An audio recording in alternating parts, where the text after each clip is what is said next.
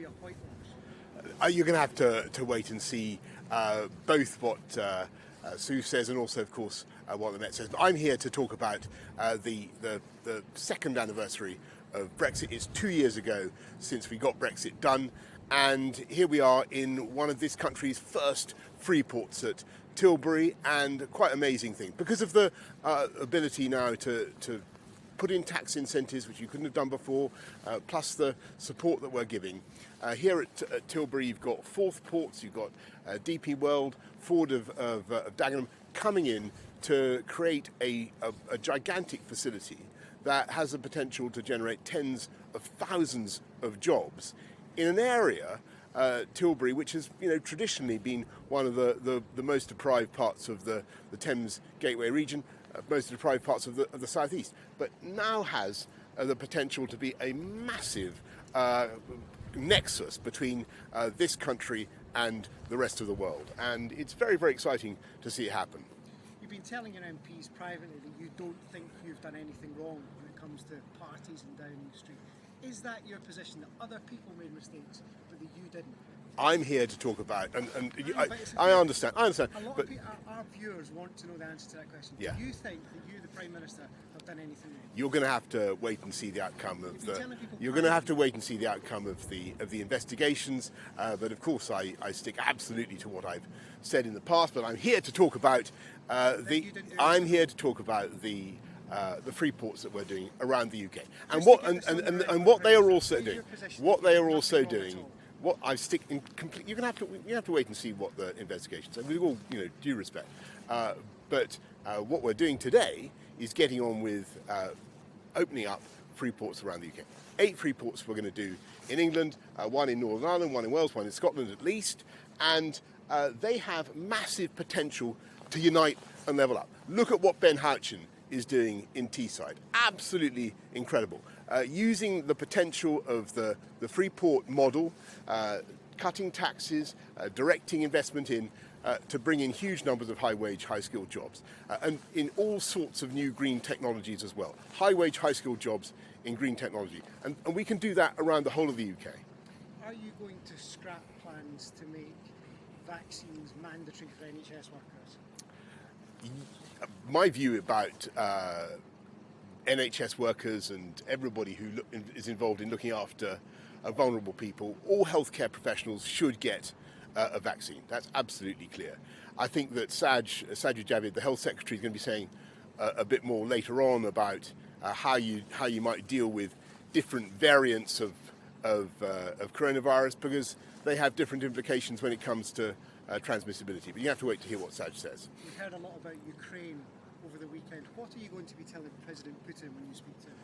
Well, what I will say to the President Putin, as I've said before, is that I think we really all need to step back from the brink, and I think Russia needs to step back from the brink. I think that an invasion of Ukraine and any incursion into Ukraine beyond the territory that Russia has already taken in 2014 would be an absolute disaster for the world, but above all, it would be a disaster for Russia. As you know, the UK supports the territorial sovereignty and integrity of Ukraine. We've been there since 2014, training Ukrainian troops under Operation Orbital, about 21,000 we've trained. We give lethal but defensive weaponry to Ukraine. But what I know is that the Ukrainians will fight. If you go to Ukraine, you talk to Ukrainians, I'm afraid any Russian incursion, any further Russian invasion will be bitterly and bloodily resisted. You confirmed over the weekend that you would go ahead with the national insurance rise. That's going to be another squeeze on people's pockets and what's bound to be a really difficult year. What are you looking at to mitigate some of the cost of living pressures people are going to face?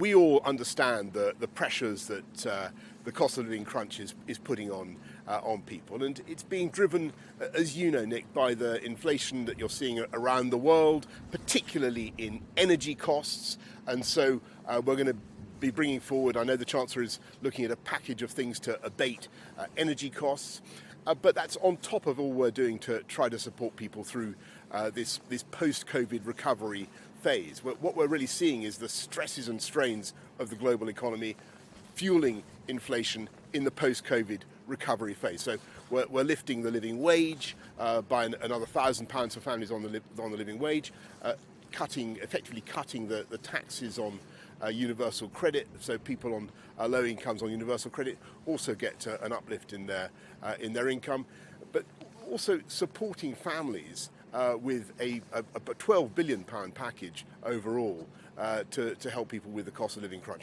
But you'll be hearing more from the Chancellor in due course. The best way to help people with the cost of living is to have high wage, high skill jobs.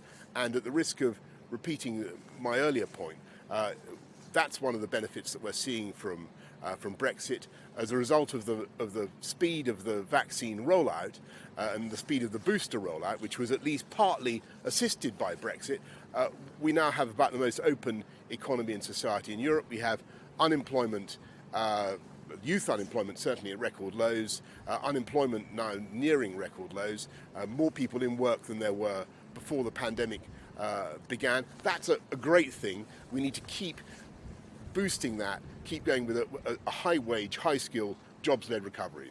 I know you need to get away, but just very quickly, your Brexit freedom bill doesn't seem to have many specifics in it. It gives you the ability to do things, but it's not telling us what you actually want to scrap from EU law. Do you have anything in particular in mind? Nick, look at what we've already done. Free ports we're doing around the UK, 60 free trade deals, cutting VAT on sanitary products, changing our whole approach to our agricultural system, changing the way we support farmers, taking back control of our waters, taking back control of our borders, taking back control of our money, £350 million a week, as I seem to recall it said, accurately, by the way, and much, much more. Now, there are things that we can do differently, and we think in a way that will encourage business to invest even more. So what we're doing is we're changing the system whereby under the retained EU law principle, all the EU acquis, as it's called, all the EU rules are kept on the UK statute book, as it were, frozen. We're changing that so that they can all be amended, they can all be changed just like any other piece of law. And what we'll do is in all the areas where the UK is strong, so cyber, artificial intelligence, gene technology, all the cutting edge technologies of the future, we are going to be making data, all that area. We're going to make sure that we do things differently and better where appropriate. We won't diverge for the sake of it, but we're going to make sure that this is the number one place to invest and do business because of the freedoms that we have.